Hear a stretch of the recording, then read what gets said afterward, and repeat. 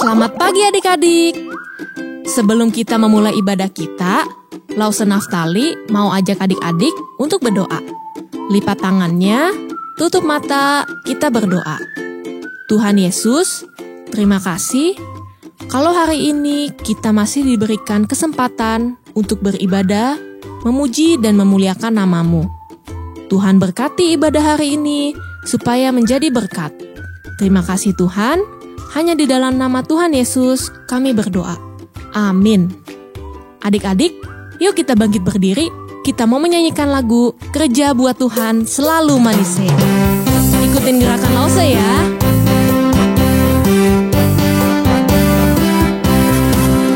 Kerja buat Tuhan selalu manise. Biar pikul salib selalu manise. Ayo kerja buat Tuhan sungguh senang-senangnya. Dipanggil Tuhan selalu manise. Serahkan diri ke ladang Tuhan saudara, serta Tuhan selalu manise. Kerja buat Tuhan selalu manise. Biar pikul salib selalu manise. Ayo kerja buat Tuhan sungguh senang-senangnya. Dipanggil Tuhan selalu manise. Serahkan diri ke ladang Tuhan saudara, serta Tuhan selalu manise. Serahkan diri ke ladang Tuhan saudara, serta Tuhan selalu manise.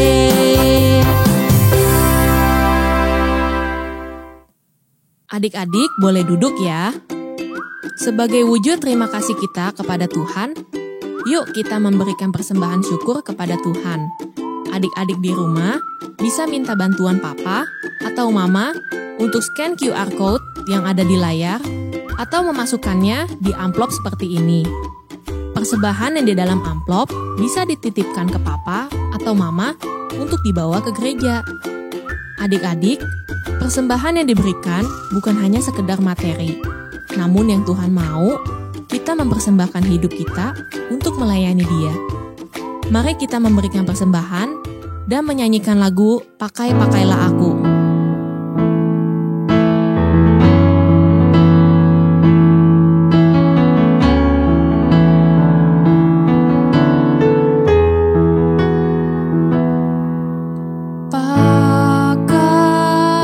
Pakailah aku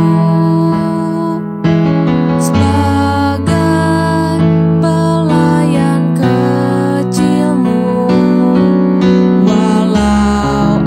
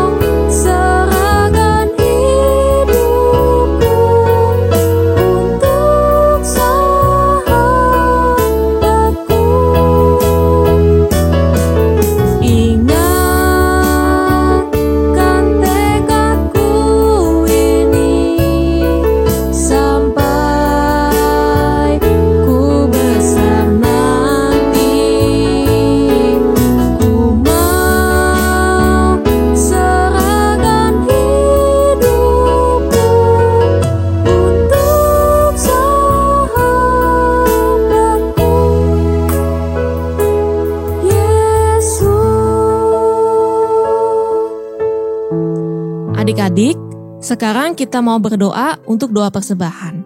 Mari kita berdoa. Tuhan Yesus, terima kasih untuk berkat yang Kau berikan. Baru saja kami memberikan persembahan syukur kami. Terimalah ya Tuhan. Hanya di dalam nama Tuhan Yesus kami berdoa. Amin. Adik-adik, sebentar lagi kita akan mendengarkan firman Tuhan. Lause mau ajak adik-adik untuk bangkit berdiri. Kita akan menyanyikan lagu INJIL.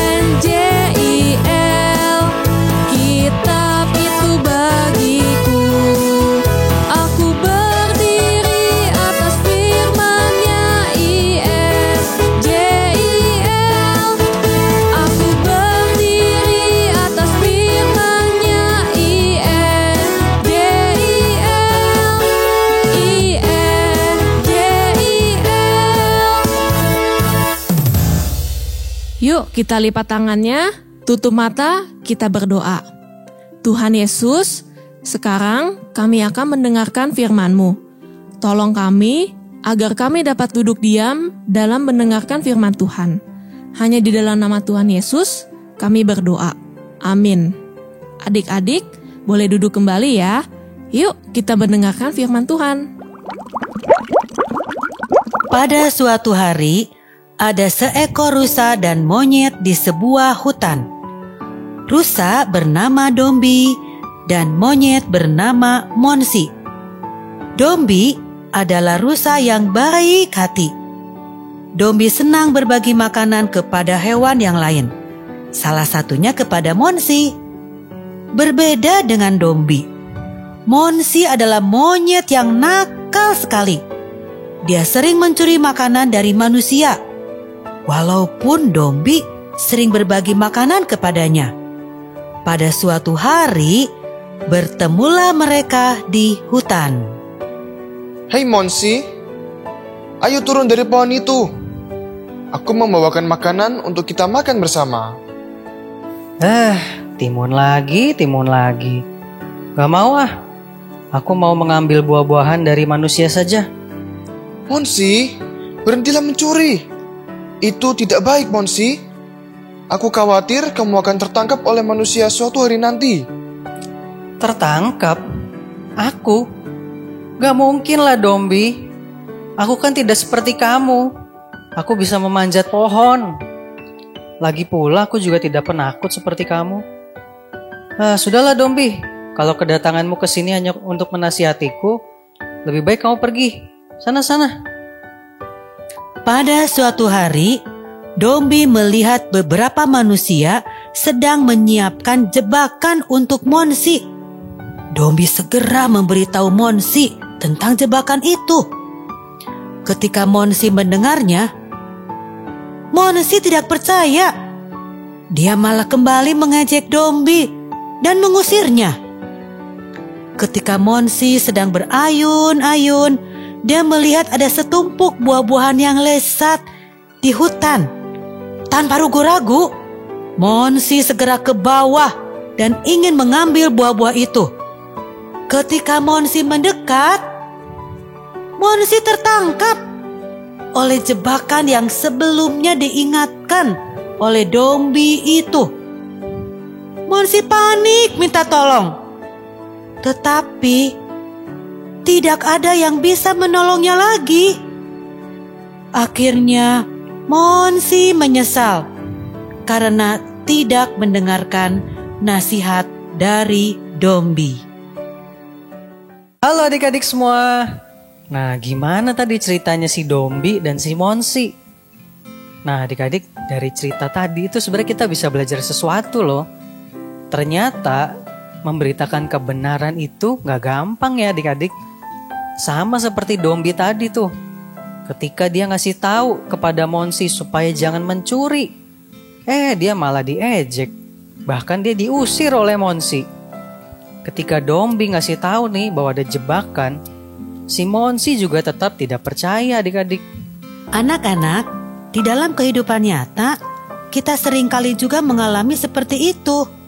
Itulah yang dialami oleh 2 orang rasul Tuhan Yesus, yaitu Paulus dan Barnabas. Ketika mereka pergi memberitakan Injil kepada orang-orang Yahudi dan orang-orang bukan Yahudi, mereka mendapatkan banyak sekali tantangan. Bahkan mereka mengalami penolakan dan penganiayaan. Gimana ya ceritanya?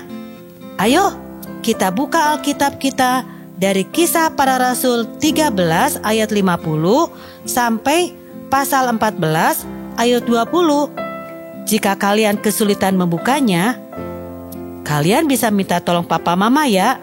Yuk kita dengarkan ceritanya. Semua duduk dengan rapi.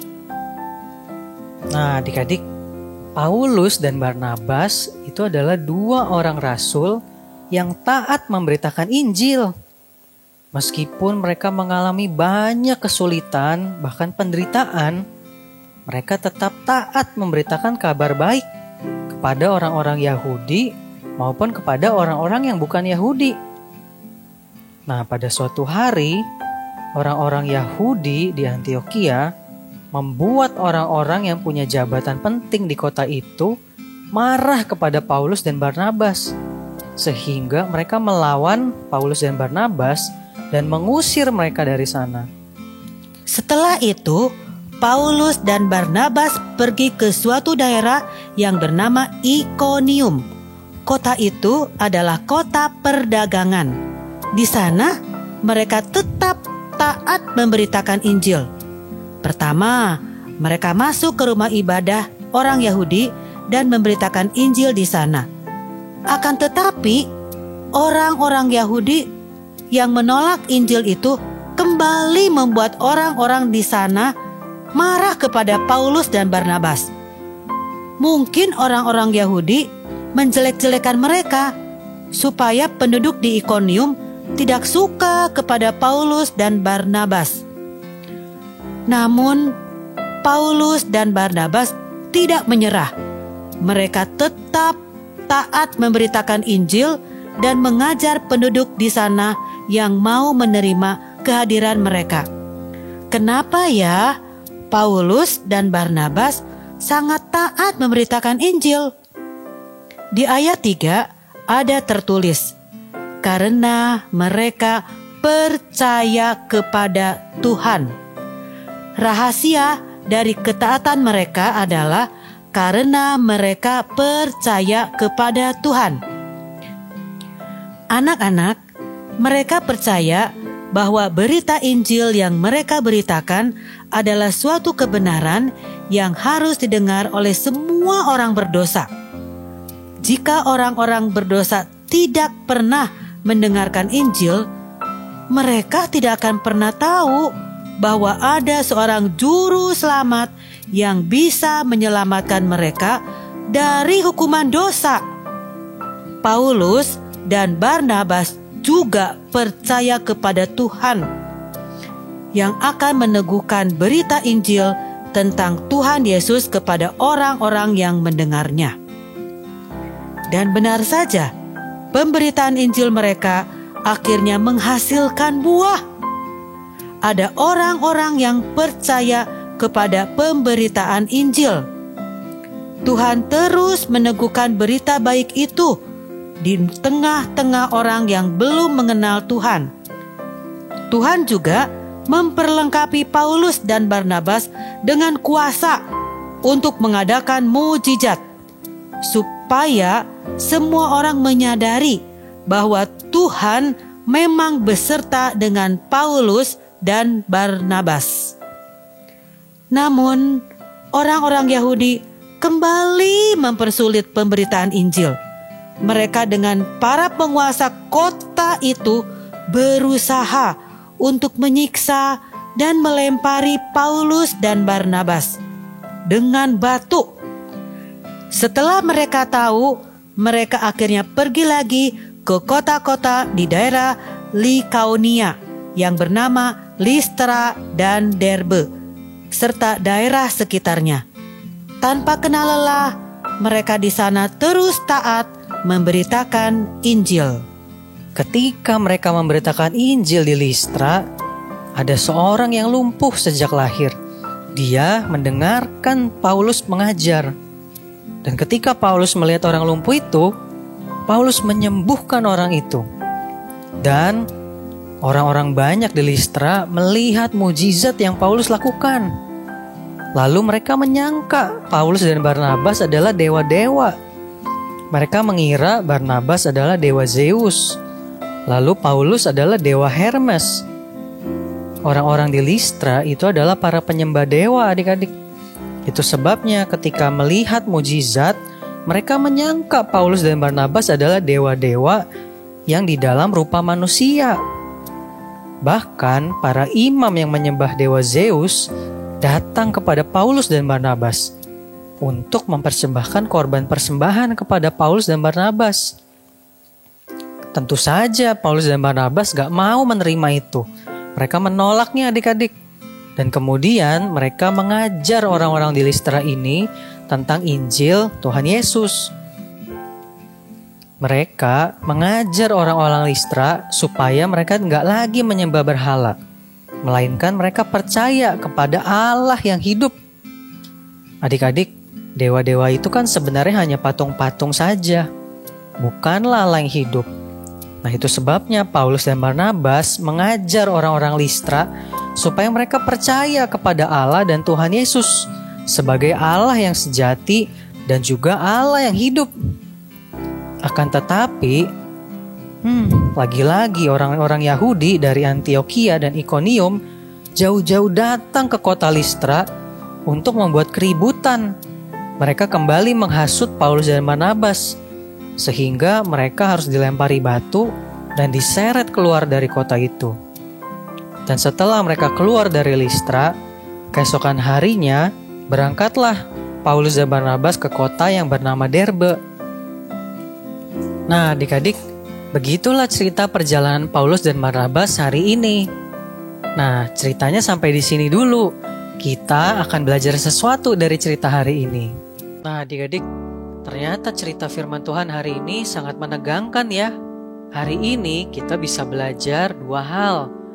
Yang pertama, kita belajar kalau Tuhan itu menyertai orang-orang percaya yang memberitakan Injil. Paulus dan Barnabas, tadi kita tahu begitu semangat memberitakan Injil. Walaupun mereka ditolak oleh orang-orang Yahudi dan orang-orang yang lain. Dan juga walaupun mereka mengalami kesulitan, adik-adik. Mereka disiksa oleh orang-orang Yahudi dan juga orang-orang lain. Tetapi mereka tetap begitu semangat memberitakan Injil. Nah, adik-adik, kenapa bisa seperti itu? Tadi sudah dibilang, mereka percaya bahwa Tuhan Yesus itu menyertai mereka. Tuhan Yesus juga nantinya akan membuat orang-orang bisa percaya kepada berita Injil yang kita sampaikan, adik-adik. Nah, Tuhan juga masih menyertai kita waktu memberitakan Injil sampai hari ini loh.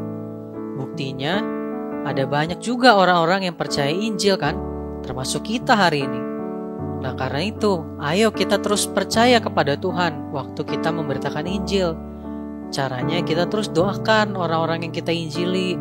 Kita doakan orang-orang yang kita sampaikan tentang kabar baik tentang Tuhan Yesus kepada mereka.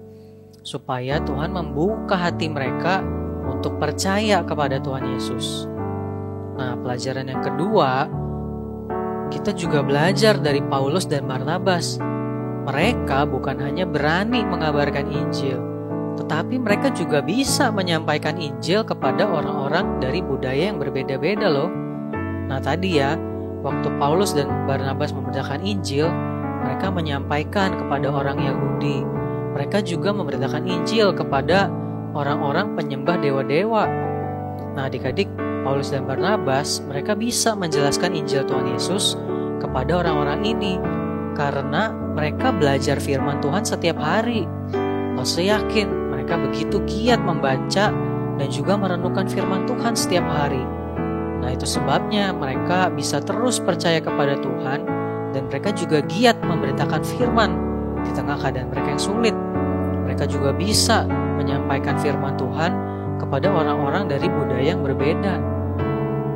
Nah, adik-adik, firman Tuhan yang mereka baca itu memberikan mereka kekuatan dan keyakinan dalam hati mereka. Nah, karena itu adik-adik, kita juga harus rajin merenungkan firman Tuhan setiap hari. Supaya apa? Supaya iman kita terus bertumbuh, supaya kita semakin kenal Tuhan Yesus, dan juga supaya kita bisa giat memberitakan Injil kepada orang lain.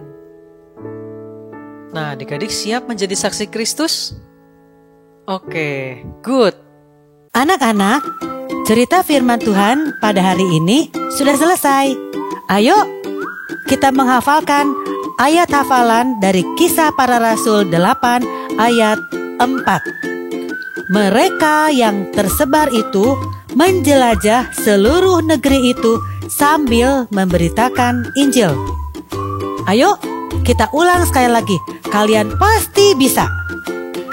Kisah Para Rasul 8 ayat 4. Mereka yang tersebar itu menjelajah seluruh negeri itu sambil memberitakan Injil. Sekarang kita akan berdoa. Semua lipat tangan, kita akan berdoa.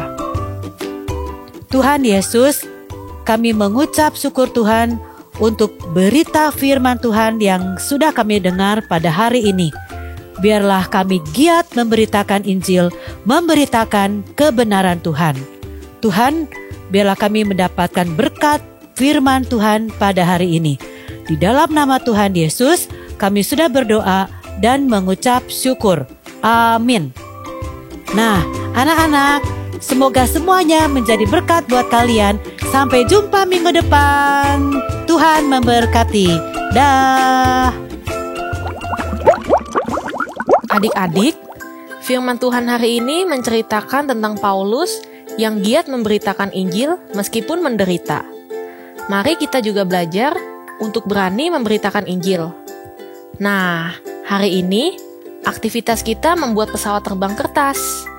Adapun makna pesawat kertas bukan hanya sekedar mainan, tetapi tentang arti kehidupan, cita-cita, dan harapan dari adik-adik sendiri.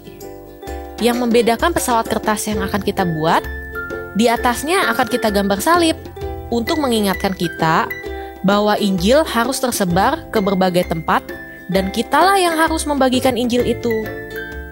Untuk alat dan bahannya mudah sekali, adik-adik pasti punya. Yang pertama, ada satu lembar kertas HVS ukuran A4, dan yang kedua, pensil warna.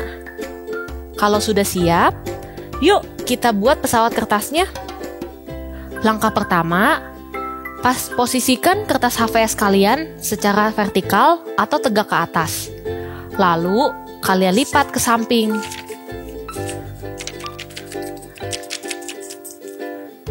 Selanjutnya, buka lipatan kertas yang tadi adik-adik sudah lipat. Lalu, lipat bagian atas kertas membentuk segitiga. Ke tengah-tengah lipatan kertas ya. Lipatnya juga yang rapi ya adik-adik. Setelah itu, segitiga yang sudah kita bentuk, kita lipat ke bawah.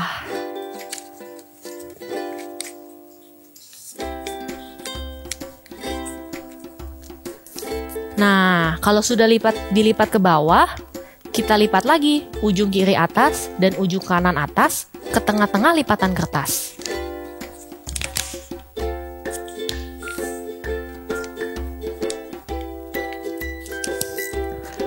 Kalau sudah dilipat, sekarang kita lipat segitiga kecil ke atas. Posisi segitiganya ada di bawah ujung kiri dan kanan yang sudah tadi kita lipat.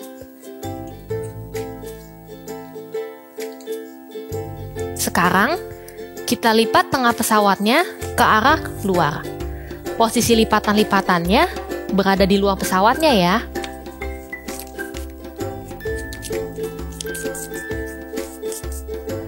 Nah, setelah itu kita lipat deh sayap kiri dan kanannya.